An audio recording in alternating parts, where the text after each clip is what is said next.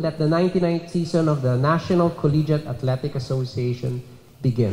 Kasado na ang Season 99 ng National Collegiate Athletic Association o NCAA na may temang New Heroes of the Game. Coming from a very successful Season 98 last year, asahan ang mas intense na bakbakan at aksyon on and off court.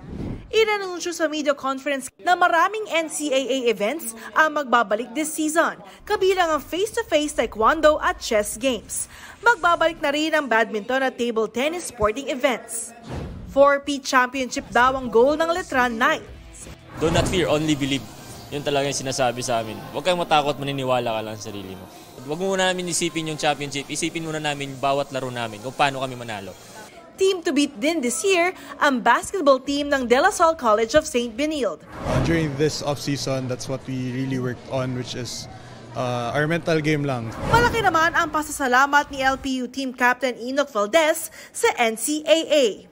Kung hindi dahil sa NCAA, hindi naman ako mapapansin siguro ng PBA. Like, yun nga, hindi rin siguro ako matadraft kasi doon ako nanggaling eh. Ready na rin daw ang ibang teams. Goal namin is mag-improve kami every training, every day, and every game. Pag lazy na kalaban nyo, hindi magiging madali ang lahat. No? Yeah. Layunin daw na NCAA na lalong ilabas ang galing, disiplina at excellence ng kabataan sa sports at maging kampyon sa kanilang buhay.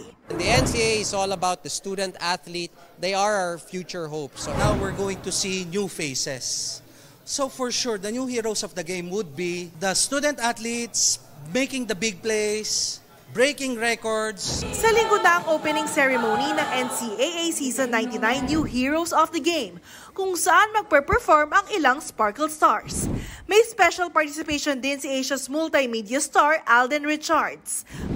Yan ang balita ko, katatibayan ng GMA Integrated News. Balita ko, may tututukan kayo tuwing 11 a.m. sa GTV. Alamin ang mahalagang balita at impormasyong dapat ninyong malaman sa Balita Ko tuwing Lunes hanggang Biyernes.